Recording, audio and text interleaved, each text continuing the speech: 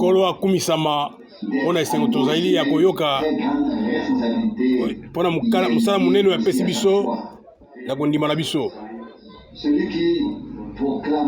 oyo yako loba na Nzambe na tango oyo esengeli na ye azala na kondima ete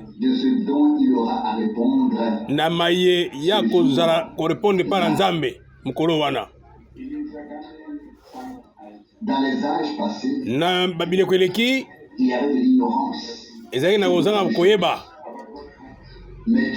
kasi Nzambe na nzela ngolo na ye alaki biso ete akopesa biso komona makambo polele mawa mpona bato baoyo bakokotisa makambo mabe bakokotisa oyo kozongisa makambo na lolenge ya nsima lokola te nkolo alobaki te ezali kaka te koloba kaka oyo nkolo alakisa me esengeli lisusu lokola ndeko rusa uti koloba koyeba kososola makambo efongwami na molimo biso banso toyeba na nzela na Nzambe nde alakisa biso nde nkolo akolakisa biso lolenge yango tokotanga sikawa eteni moko ya mokando ya baso po ete ekokana oyo tokotaka kotanga na ebandeli na Nouveau Testament Matthieu 10 verset 22 ezali bino te nde bokoloba kasi ezali molimo oyo atata na bino nde koloba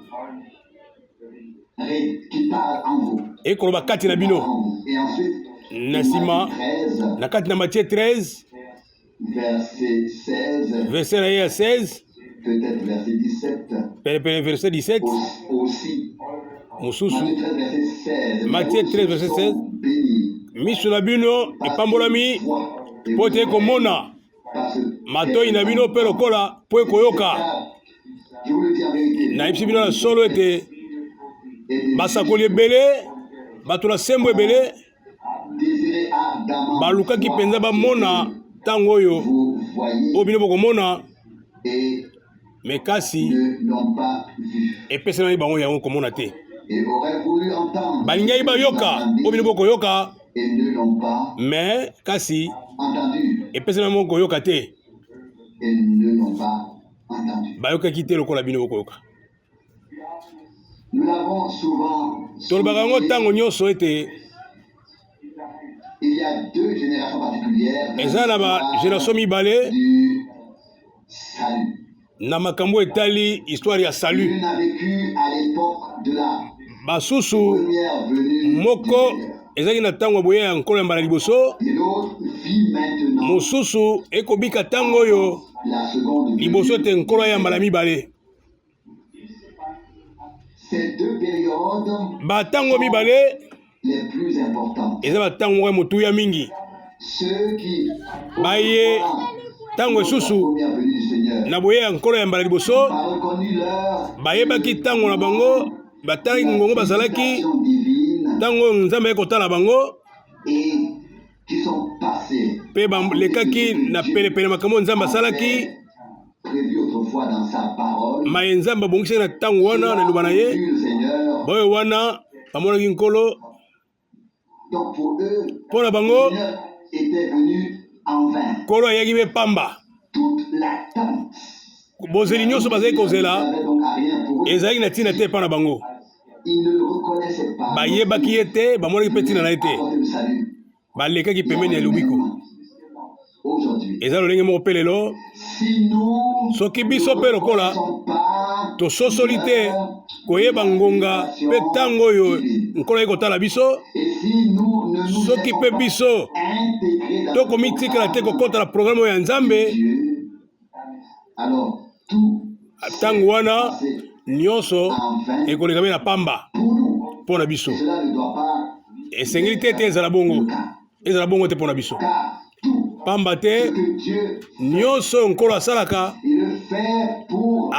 yango mpo na bolamu na biso, mpo na bolamu ya bato na ye, mpo na bolamu ya losambo na ye, mpo na ntina ya losambo na ye.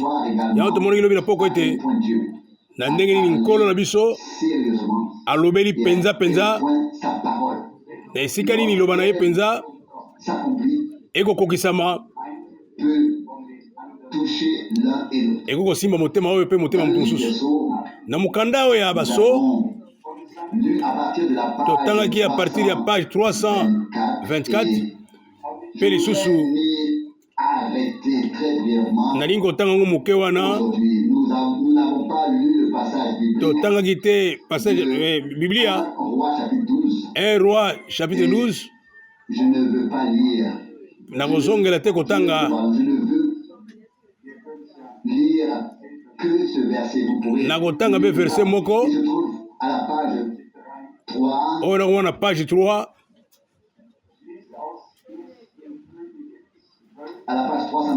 na page 329 na mokando ya baso 1 Roi 12 verset 28. Sima bango koyokana, mokonzi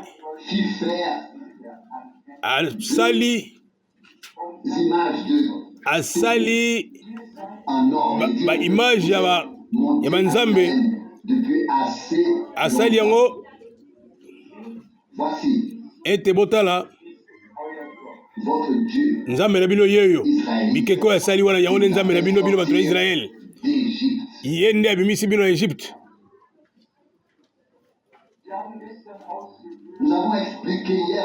Tolobaki lobi makambo oyo lobi tolobaki yango ndenge ndeko Branham alakisaki yango ete mabota mibale oyo baza kosalela makambo ya banzambe na bapaya, Ephraim na Dan, bango kombo na bango ebungaki na Apocalypse 7 ebimaki susu te, pamba te bakombo wana po te babukaki mobeko na Nzambe. Mutu te aza na ndenge ya kokumisa kutuka Nzambe, esengeli kaka soke libela musika na Nzambe. Mutu asali mabe wana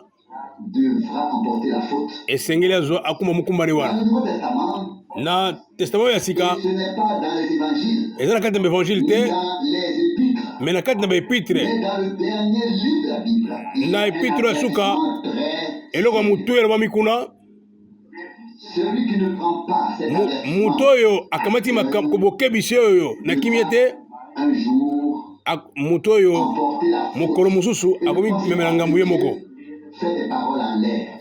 amoni libola Nzambe lokola makambo eleki pamba. Ntango akoloba awa ezali kolo ye moko nde azoloba, ye nde akoloba na Apocalypse 22 verset na ye 18 alobi, Apocalypse 22 18 elobi, nabi na mutu nyonso oyo koyoka maloba ya lisakoli ya mokanda oyo, soki mutu abakisi likambo moko, Nzambe akobeta ye na mbano oyo alobi na mokanda na ye.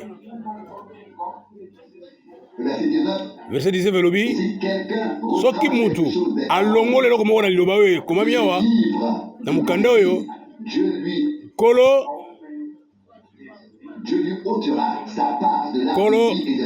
akolongolela part na ye ya arbre ya vie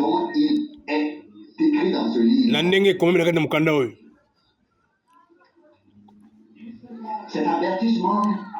Bokebisi oyo eleke na suka ya mokanda ya Apocalypse. Sima ya mbula près 2000 ans ya histoire ya église na biso, ya église, mutu moko te o apesamanaki boyebi bofongoli makambo ya Nzambe. Ata docteur moko te, mutu moko te akoki kokoma mpe koloba makambo baso mabomba miyo sambo. Na ntango oyo basusu bamekaki koloba esimbaki kaka te, bakokaki koloba mesimbaki te, kaka Nzambe ye moko oyo elobi Nzambe yango nde ezali na mutuya oyo biso tokokanisa te, tokobanza te, oyo tokokanisa kosala ya Nzambe bobele oyo euti na Nzambe na ye moko, pamba te kuna nde mabomba mi ezali oyo euti na Nzambe yango ekozongisa ntina Nzambe. Oyo nyonso euti na Nzambe ekolongola biso na oyo ya bato, ekozongisa biso na Nzambe, ekozongisa biso na bato tozala kokangama na Nzambe. Oyo euti na bato ekokomisa biso bato kolanda bato na motindo ete tokobanza ete bolamu na biso ekozala nsima ya bato. Yango tokomona na ntango oyo tomoni na losambo ya kalakala kuna bakoloba ete mutu okoki kobika te, okoki kobika te soki mutu wana apesi babomboli na ye te. Biso ya biso likambo so yango wana te. Biso ya biso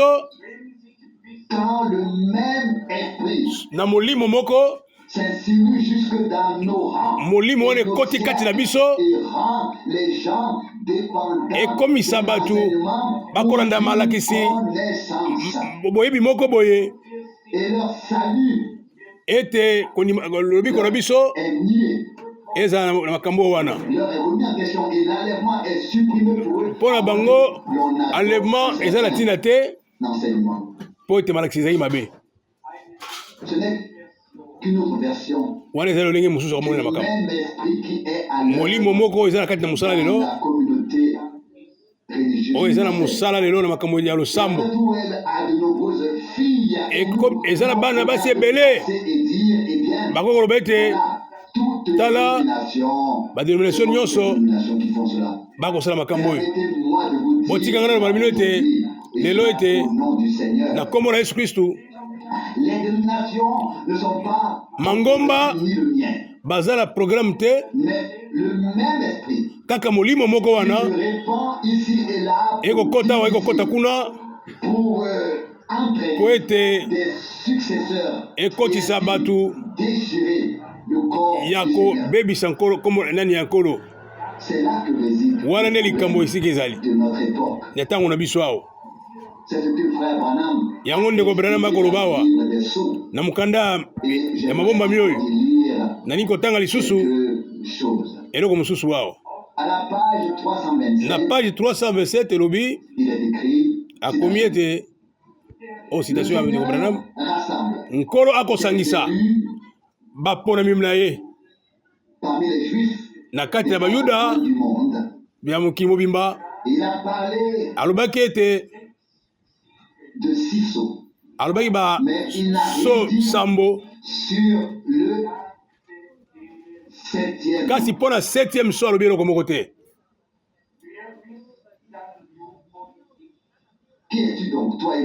Yo ozali nani yo na ngai? Bazali banani bo balingi koloba eloko moko na esika Nzambe alobi te. Soki nkolo alobi polele ete le ndeko Branham mpe alobi na ndenge ya nkolo ete 7e oyo alobi eloko moko te. Ezali ba pelepele ba page oyo ya suka ya 7e so biso tozali banani po tokende libanda oyo ekomamaki, po tokende libanda tobakisa na maloba ya Nzambe. Kuna ekomami ete moto abakisa te, oyo abakisi to alongoli mutu wana na mokolo yeba te par na epe kolongwa.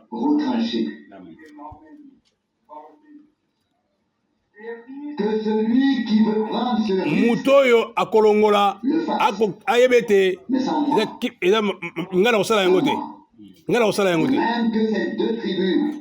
Lokola mabota mibale oyo basalaki makambo ya ntina te bango mibale wana bakanisaki makambo ya ntambola malamu baza kokanisa ete baza koyokana bakanisi bakokana masala malamu totangi ete na mokanda erwa bato basangani bayokani bango moko mpo na nini kotika nzambe te apesa biso matoli mpo na nini kokonsulte nzambe te kotika ete nkolo nde atika biso tosolola kokende biso moko te me tozala na nzambe. Na verset 28 ntango bakonzi bayokanaki ntango basisai koyokana basali bikeko ya wolo bakei na Jérusalem ntango molai bokokotika kokende na Jérusalem boekonomisa baessence na bino bokende suku na te eza mosika bokende versionville te bokende sucheville te botikala awa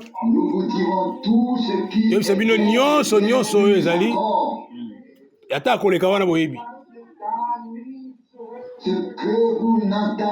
oyo bokoyoka esika mosusu te toyokisa bino yango awa bokende kuna te poni bokokende su kuna poni bokopesa mosusu mpasi ya kokendeke kuna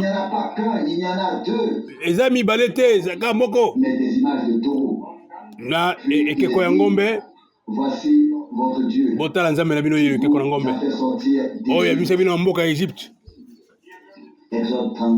Exode 32 verset 4 biso koba ete ekokomela biso te wana ndenge bakanisaki mutu moko te mutu moko amisali makambo oyo andimi makambo oyo ayebi te akokanisa ete akosala malamu ete kolo biso nde asali boye akomi mona lokola azali mayele koleka baninga.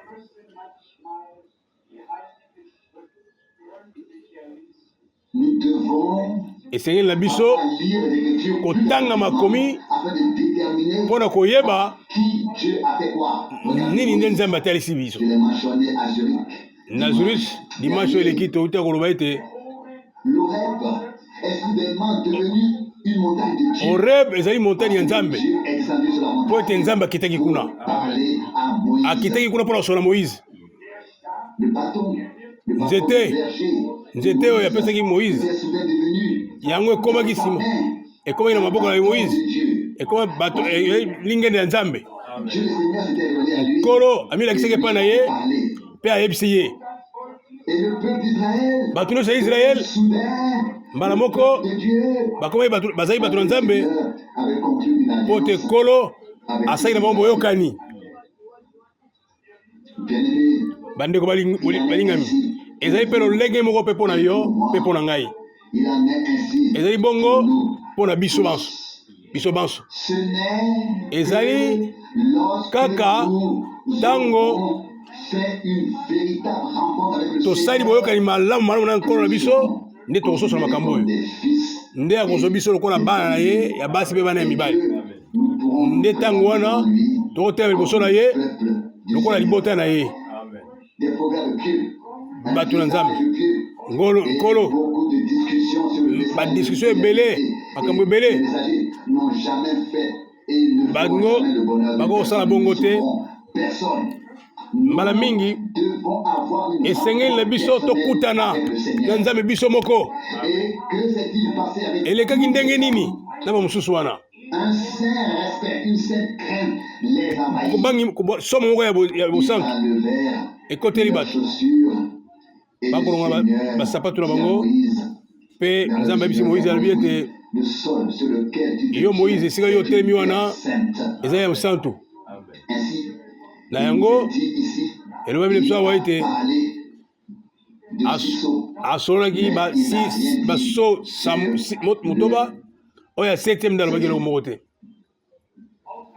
À la page 324. Na page 324 alobi ekomami la même chose. ezali lolenge moko mpona mwasi na libala lelo. Ils sont un groupe bazali ebolo ya bato oyo aponaki tokoki koningisa bango te, okoyebisa bango te basala makambo mabe po te bakoki kosala makambo mabe te. Nyonso oyo ezali ya makomi te ya Biblia te, baponami bakosala yango te, bakondima yango pe te. Pamba te bango basalimi mpona bongo, basalimi mpona kokoma mwasi liloba, mwasi liloba, mwasi liloba, bakoyoka kaka liloba ya elaka eloko mosusu te, akoyoka kaka oyo ekokisama, akoyoka kaka tokotika nyonso maboko ya Nzambe. Natangela susu po ete natalisa bino biloko moko moko oyo nakomona lokola ekozala biloko moko tokososola yango malamu, ekozala mutuya. Tokei na page 330 eloko nini elekaki sika awa. Elles ont été purifiées pendant la terrible tribulation. Bapetolamaki na ntango ya mitungiso ya makasi. Soki kolo akopetola bavierge,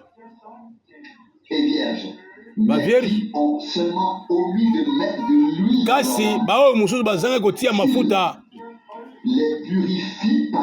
baoyo wana apetoli bango ekozala lolenge nini mpona baoyo eza lokola mabota mibale wana. Kolo ye moko na ntango ya tribulation, na ntango ya mibundelo ya kasi, ntango ya purification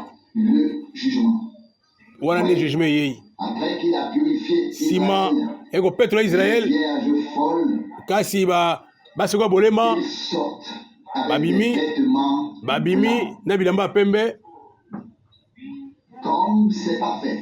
lokola makambo oyo o makambo ya nkembo. Mpona ngai tokozela ete tomema likolo tokende na enlèvement eza na motuya mingi mpona biso. Kasi bandeko basi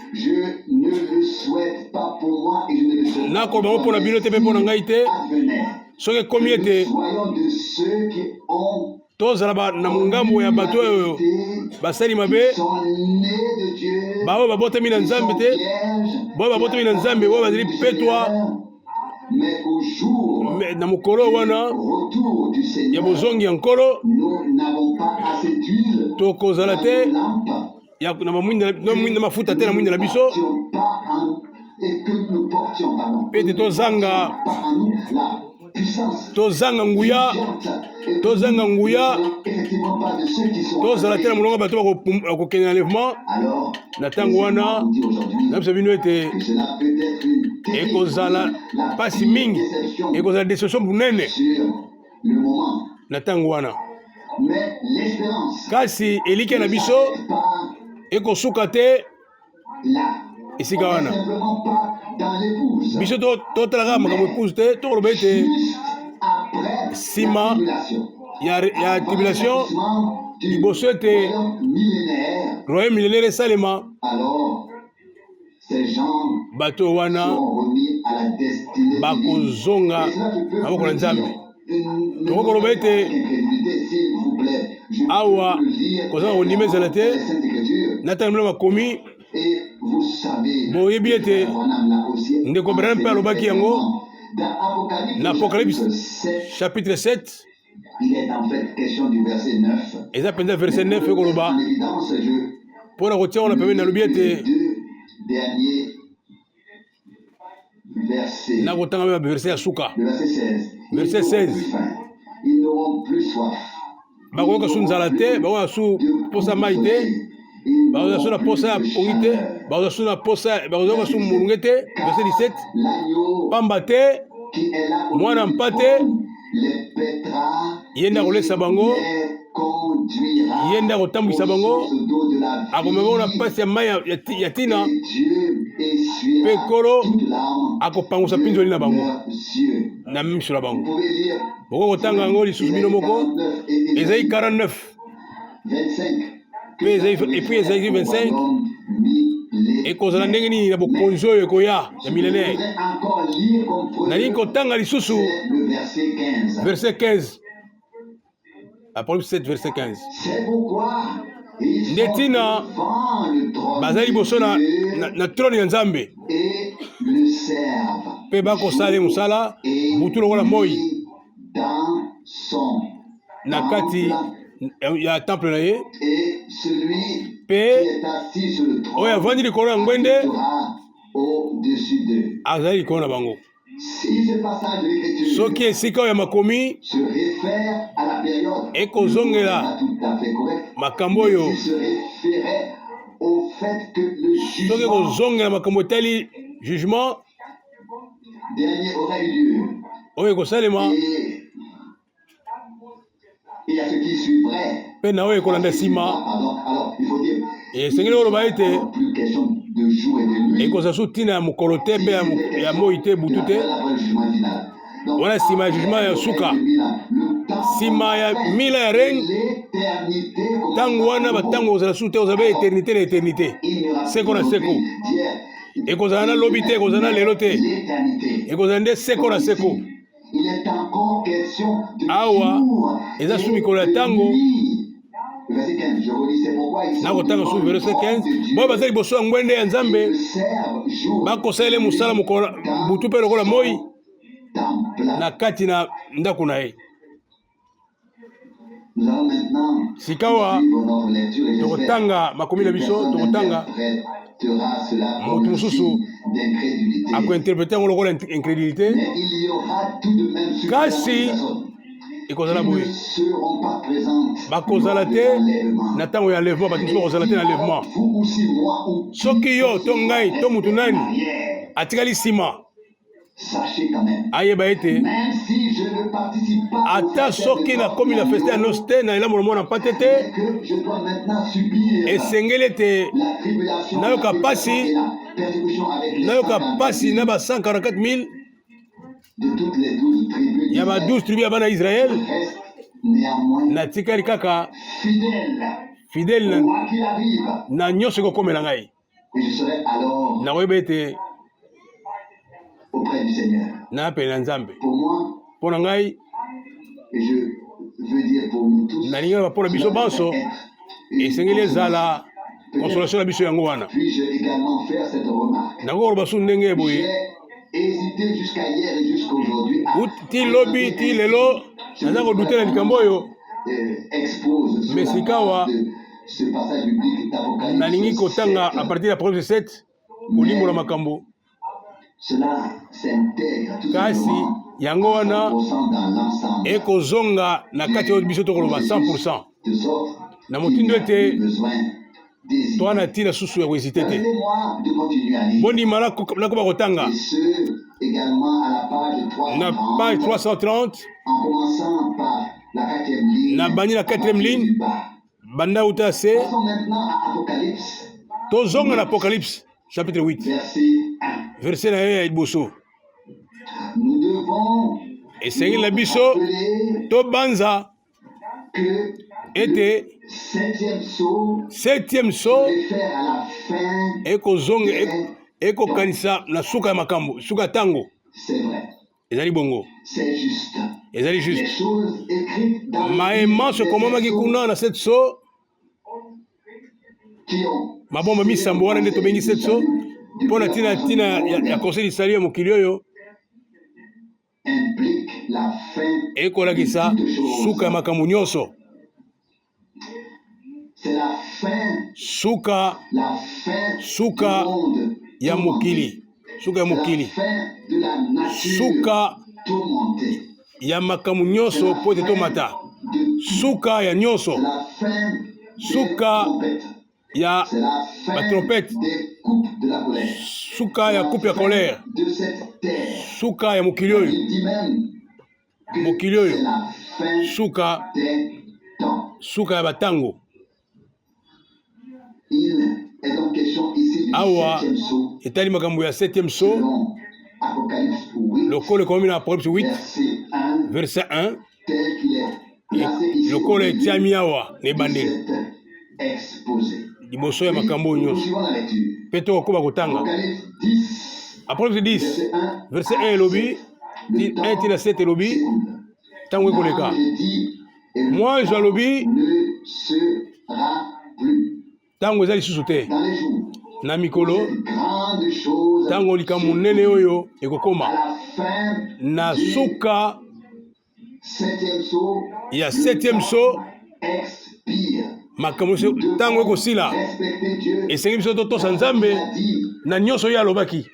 et si c'est une période de temps, Soki ezali makambo etali et si ntango certaines choses y sont, mpe makambo mosusu etelemi yango kuna devons nous être esengi na biso toloba nkolo as-tu mpo na nini cela ainsi? osali boye. Non, Non, eyebi bongo te respectons Dieu totosabele oyo dans son ordre, na ndenge ye abongisi molongo na dans ye, sa nature, na ndenge ye dans ayosalela, ses paroles, na ndenge liloba nde et ezali tout particulièrement mingimingi. après avoir compris qu'il Nsima pense tososoli ce qu'il dit ete ye asalaka oyo ya kobanza ce mpe qu'il alobaka oyo ya kokanisa.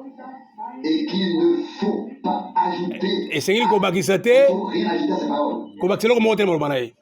Hier, j'ai écouté Lobi une cassette nayokaki kasete moko et même les cheveux pourraient se dresser sur la ete tête. suki ekoki kotelema na mitu Il a déjà ya motu oyo perdu. oyo abongisi yango. Donc obongisa suki na motu mpe suki ekoki kotelema. Littéralement, et sur les Natangaki, paroles de Pierre, natali mokanda ya Pierre, parole des étoiles qui brillent, Pierre akoloba mpo na baetoile il ekopepa, mélange l'un avec l'autre. akosangisa moko na Puis mosusu, il demande aux auditeurs, akotuna na bayoki. quand les étoiles brillent, Ntango minzoto ekongenga, il a répondu de briller dans la nuit. nini ekotinda bato babondela na butu. Amen. Bato nyonso balobi amen. Et demande alors, Alobi lisusu ete n'y avait-il pas cette étoile bomonaki dans les sept minzoto wana âges te na cet âge église, bomonaki te nyonso babi wi tomonaki. Que s'est-il passé depuis que Eloko nini elekaki étoiles, les sept ntango messagers ont 7 étoiles accompli leur basali mosala na bango, tâche. ntango basali mosala na bango, Maintenant le soleil s'est levé awa sika moi ebimi, et tous disent Amen. baso balobi amen. Puis il demande, regardez Simatuni. le ciel, quand le soleil s'est levé. Ntango voyez-vous moi encore ebimaki, l'étoile? bomoni yango lokola minzoto babi te, bango nyonso bakritike. Voyons plus, nous ne voyons plus Tokomona eloko te, l'étoile. tokomona so étoile te, Nous ne voyons plus que le soleil. tokomonaka Les sans gens sont moi, tellement enveloppés étoile esi que ebombami. si on écoute, Ndenge toso on toyoki devrait être transféré là-bas esengelaki et tobongwana prendre mpe le fouet tokamata de l'esprit, epe esprit la parole de Dieu, tozwa liloba ya Nzambe et faire comprendre aux gens mpe tolakisa na bato ete que le Seigneur, nkolo au milieu de la nuit, na le kati ya butu retentit, n'est pas, voici les tout. aloba tala mwasi ta mobali na libala koya, Matthieu 25, na ndenge elaka wana ezali akopesa biso étoile du matin ete baoyo bakolonga balongi ezali mpo na baoyo balongi eyo ntango no tour eyo ekomi nanu te. Nsima bayebisi bango ete ntango le message est passé depuis longtemps. ekeko eleki uta kala, message eleki banda kala. Moto alobi makambo pamba na bato oyo bandimi liyo banzambe bien te oyo bavandi malamu te na message oyo mingi bakoloba makambo oyo bayebi tina te, bakokoloba bavandi wana mosusu akoloba anglais, mosusu akokamata awa akamati awa akamati kuna akotia ndenge alobi.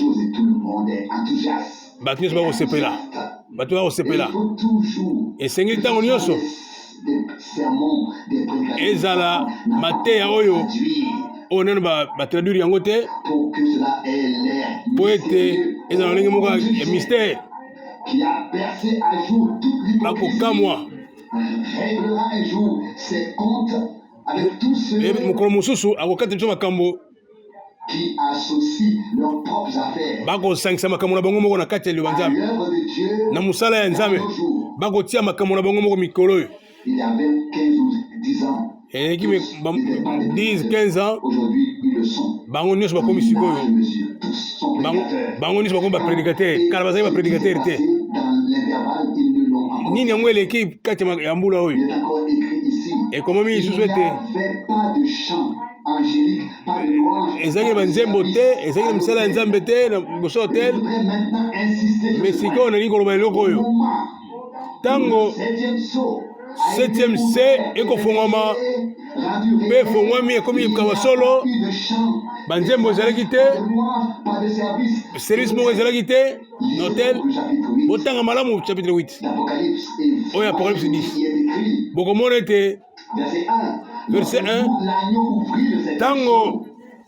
mwana pata afongoli Silence kimia moko ekotaki qui dura environ kimia moko ekotaki likolo ya penepene demi-heure mobimba qui se tiennent devant Dieu. mpe baange bazali liboso na nzambe na baset trompete na bango Verset 3. Puis Verset un 3 lobi. ange vint. mpe mwanzi moko De l'autel avec un âme sans soir d'or. asali asimi ya sansoire ya olo Donc il s'approcha de l'autel avec un âme abelami penepene na hotel na sansoire d'or dans la main. sansoire ya wolo na loboko Et on lui donna beaucoup de parfums. Bapesi ye avec parfum une ebele. Les prières de tous les saints. na mabondeli ya basantu nyonso L'autel d'or. akoya nango liboso na hotel d'or Le trône. oyo ekomi trone ya nzambe Et la fumée des parfums Pe s'élevait milinga ya parfum wana au-dessus etelemi likolo de la main de l'ange devant Dieu. liboso na nzambe Verset 5. Après Verset cela, 7 l'ange elobi prit l'encensoir, nsima ye kozwa sansoire wana le charbon ardent, atia yango makala ya sur moto l'autel et le akia yango liboso na hotel sur la terre. mpe atia yango na mabele asopi yango na mabele Des coups de tonnerre, des Be voix, konganga ya des tonnerre, éclairs et un tremblement mpe tremblement de terre terre. esalemi Verset 6. verset 6 elobi Après cela, les 7 anges nsima wana baset ange oyo bazali baset trompete se préparèrent bamibongisi à souffler mpo te dans les trompettes. batia mopepe na trompete na bango Concorde, lokola yango wana ekokokana penza au moment na ntango oyo dans na ntango oyo toutes les prières des ete mabondeli nyonso ya saints basantu finalement rassemblées nyonso esangani l'encensoir esangani na kati na sansoire wana placé sur l'autel mpe epesami liboso ya hotel oyo eza liboso ya trone ya nzambe ensuite na nsima trône de la grâce trone ya grâce se transforme ebongwani ekomi trone ya jugement puis il y a mpe nsima baeclair makelele des coups de tonnerre bakuya ya tonnerre les charbons sont jetés sur mpe cette makala terre. ebwangami place wana na mabele Mais pas aujourd'hui. s'il vous lelo plaît. te lelo te Nous pouvons encore Olimbisi. nous présenter devant esengeli le lisusu Seigneur. totelema su liboso na nkolo Je lelo vous demande à tous natuni bino nyonso dans ce sermon Na qui musa- est na- na- probablement na liteya oyo. sorti, je ne connais pas le titre. oyo namoni titre nango te awa Frère Branham donne Ndeko Branham alobi, l'appel à l'hôtel akosala dans appel à un hôtel, sermon, probablement en novembre 1965. na novembre 65 Pendant environ 15 penepene minutes, 15 minutes il demande aux gens de ndeko Branham venir au akotuna Seigneur. boya na nkolo D'accepter la grâce. bondima ngolu Et puis il y a des frères mpe eza na bandeko oyo très forts. bakoya mpenza La grâce a bakoloba ete ntango ya grâce esi eleki des sceaux. na ouverture ya baso oyo Et Branham ndeko Branham offre la grâce. alobi En novembre grâce 1965, na novembre 65 environ 15 ou 20 penepene 15 à 20 minutes page après page. akoloba C'est bandeko nous l'avons traduit. ete na ntango yango nde nalimboli yango Qu'est-ce que c'est? elingi koloba Des nini gens qui n'ont Batou. pas d'autorisation divine baza na autorisation ya bonzambe te de prendre la parole de Dieu po te bazwa liloba nzambe parmi le peuple. na kati na bato na nzambe Ils pensent être maîtres de l'écriture. makanisi ete bayebi makomi Il y a une citation qu'ils ne connaissent pas tous. Et il y a une citation qui est évitée. Qui parlerait comme Oye koroba pona ko oye no batina bango. frère Branham a Et si gagne ko vraiment lobi personne mutu moko te droit ana makoki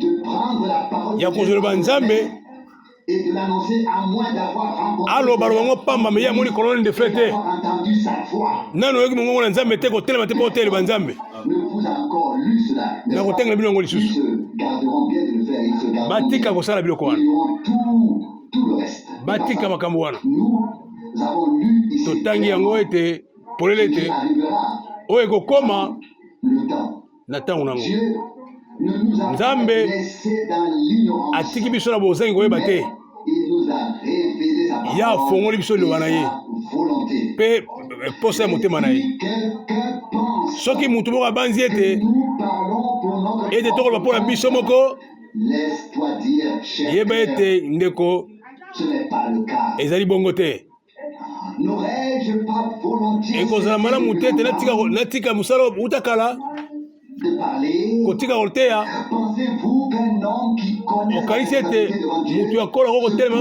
koloba kaka boye exercer un ministère? mutu akosala mosala nzambe kaka pamba boye N'écrit-il pas Tanke bakritike ye biso bateyi biso balakisi et que chacun ne se mutu na mutu et que chacun ne se mette pas à enseigner mutu nyonso mipesa te na koteya ou ne se mette pas à mutu nyonso miteya te mpo azala molakisi chacun peut enseigner tout ce qui mutu nyonso ko koteya oyo elingi koteya dans son concept oyo ezali makambo na ye etali ye et ils seront tous me kasi enseignés. biso banso toteyama na nzambe Jean 6, verset 45. Jean 6, 45. Donc, il n'y a plus de chant. eza lisusu na esika te Plus de nzembo eza lisusu te mosala lisusu na hotele ezali te Apocalypse 8.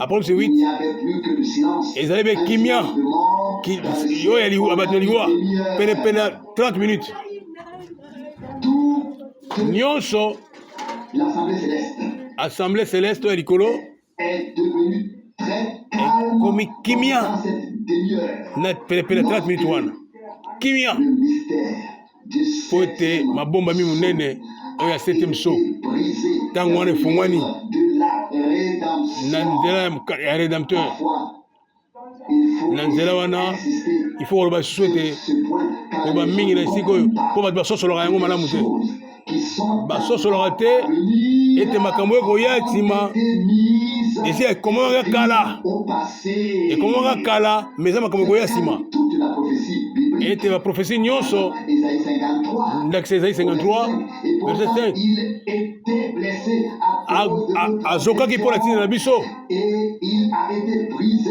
à cause de abetamaki mpo na ntina na biso le châtiment était mis sur lui pour que minyoko epesami likolo na ye mpo ete biso tozala kimia na nzela ya bapota na ye nde tozwi lobiko toute la prophétie nyonso wana ezalaki nde profesi est présentée comme s'il elakisi lokola avait déjà été accompli. lokola esi esalema deja Car avec Dieu, ntango wana mpo na nzambe nyonso asi akanaki yango kala cela se fera. mayo meya elobi yango nde kosalema Certains se laissent bato mosusu par bakomitika et kotanga mikanda bakokanisa ete lorsque le mystère du septième sceau a été brisé, ntango 7e so ministère na ye ezali brise cela doit déjà esengeli deja makambo oyo esi eleki Apocalypse 8, na apocalypse 8 il est écrit ici. ekomami ete L'agneau ouvrit le ntango mwana mpata afongoli 7e so il était déjà ouvert. ezalaki deja kofungwama Lorsque l'agneau ouvrit le ntango afongoli il y eut un silence kimia moko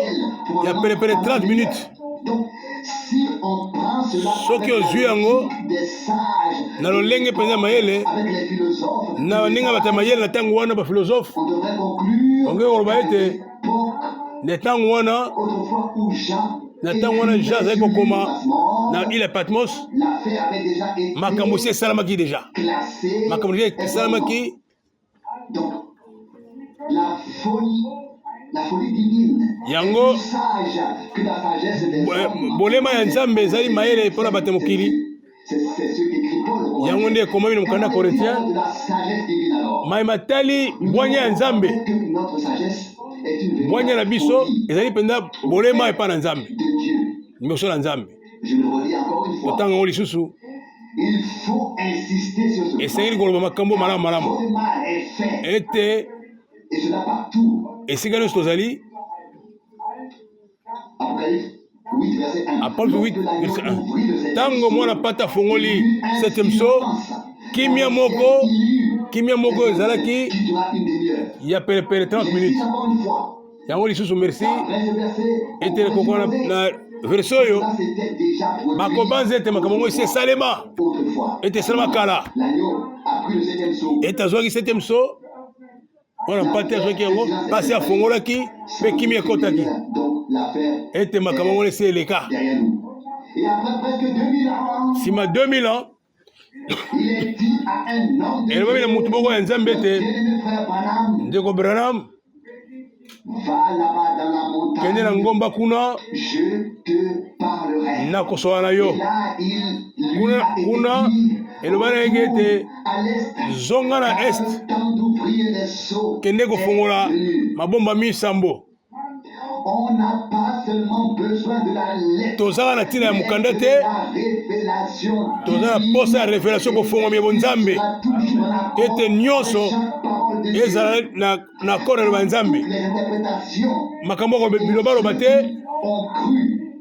kaka boyo bandimaki po oyo bandimi likambo eloba ya nzambe mpo na bao nyonso bandimi mpo na libela na libela yango biso tondimi ete losambo ete mwasi na libala akozala liloba akozala mwasi liloba yango ndenge nini biso tointerprete makambo oyo boye yango tolobi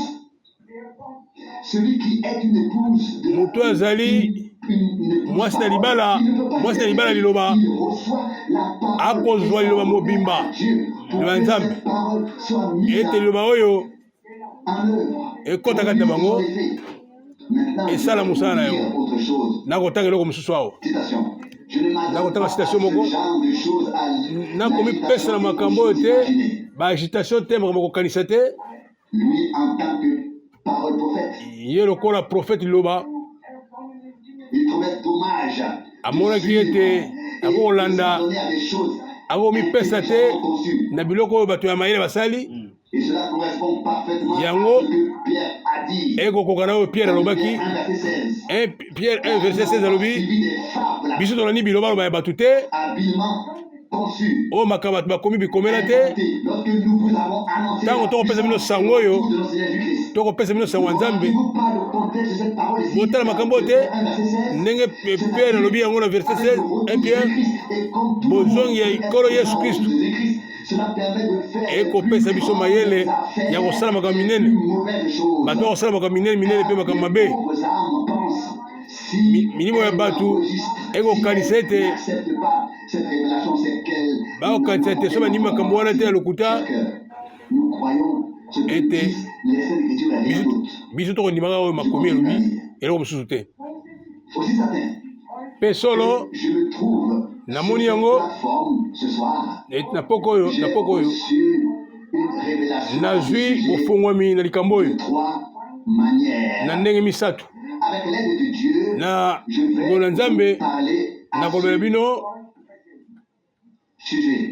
na makambo oyo ce tonnerre oyo ayokaki azalaki na droit te ya kokoma yango bamistere wana ezali nsima ya base tonnerre oyo base tonnerre oyo elandanaki mpo na nini botika biso ezali mystère mabombami oyo mutu moko ayebi te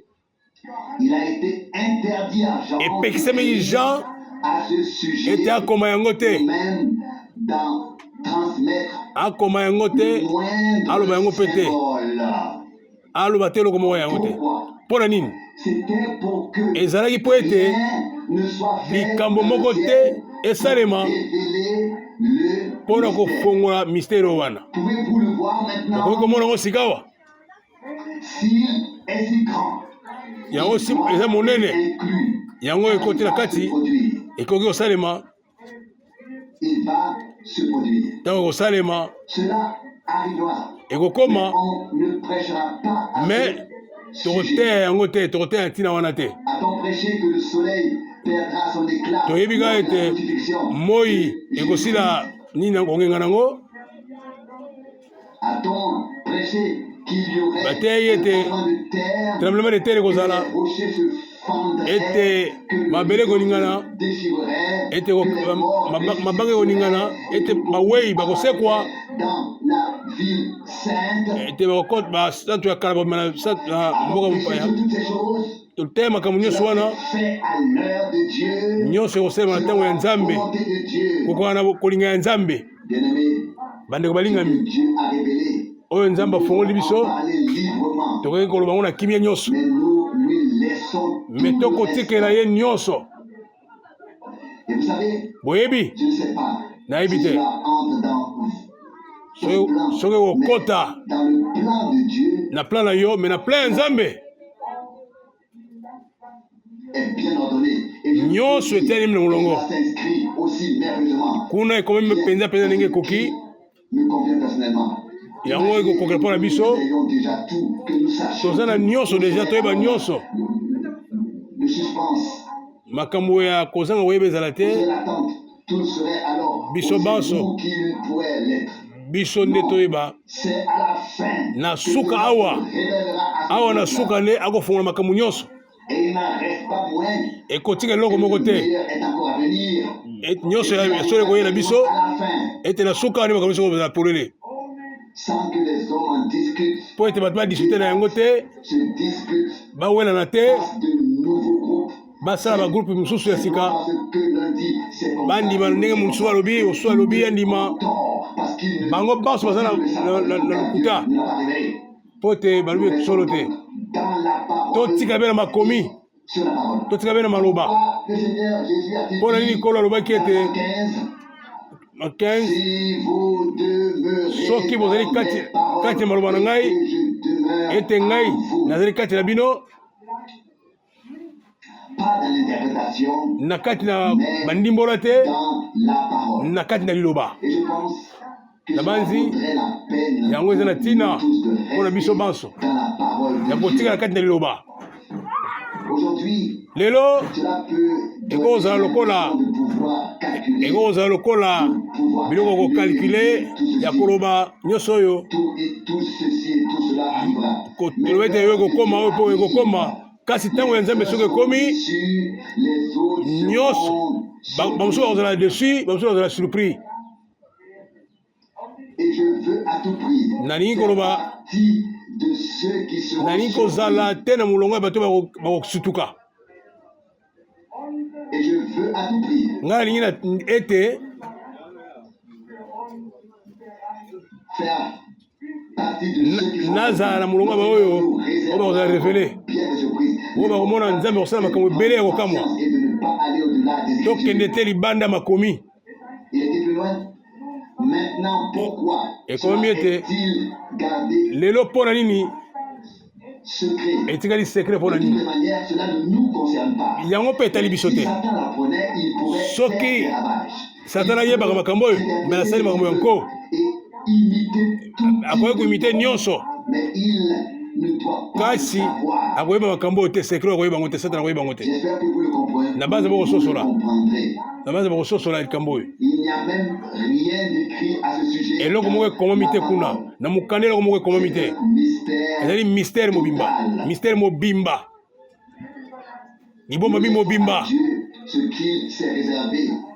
mayema oyo ebombami Nous remercions pour ce biso qu'il totondi ye a déjà mpona oyo ye révélé. afongoli biso. Et nous remarquons pourtant Tomoni ete où mènent toutes ces interprétations. ete bandimbola nyonso ya bato Quel est leur but?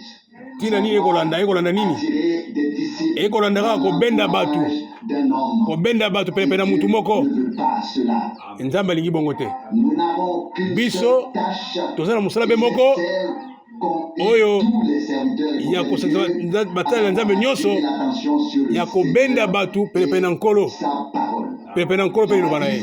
Est venu pour témoigner de Jésus-Christ. Ye ayaki mpona kotemone mpona Yesu Kristo. Et il pouvait dire, Akoki koloba celui qui a l'épouse, oyo azali na mwasi mukolo mwasi ezali nde mobali na mwasi. Jean 3:29. Il entendait les cris de joie Po ete ayokaki esengo de l'épouse. ya koyoka mongongo ya mwasi na libala. Et tout Polo de Dieu na bato ya nzambe ont fait mosusu la même chose basalaki lolenge en moko leur temps. na ntango na bango.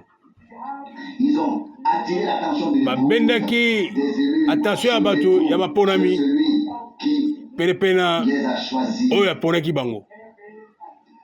Voici l'agneau de Dieu Otala qui mwana mpate na nzambe le péché oyo akolongola du masumu monde. ya mokili. Jean 1:29. Jean 1:29. Tout ce que frère Branham Yango wana a fait, ndeko Branham il n'a pu alobaki faire que mpe yango wana nde de asalaki. nous renvoyer, Aza kotinda biso ntango nyonso ramener à Jésus-Christ, akozongisa biso benaki Yesu Kristu et na révélation ya Yesu Kristu à toute sa parole. mpe na mobimba liloba na ye.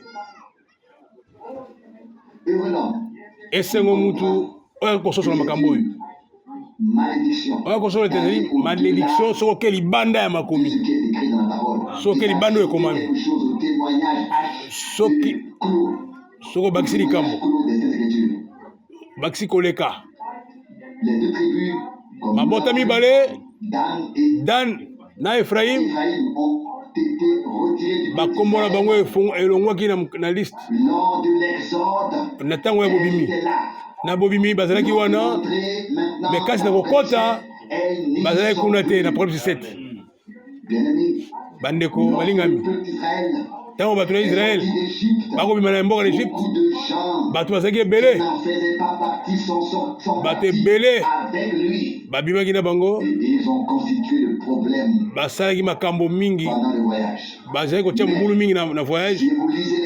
Soki botangi mokanda ya Nehemi na Esdras bokokende mona ete bokomona masolo ndenge ezali kuna mayema asalamaki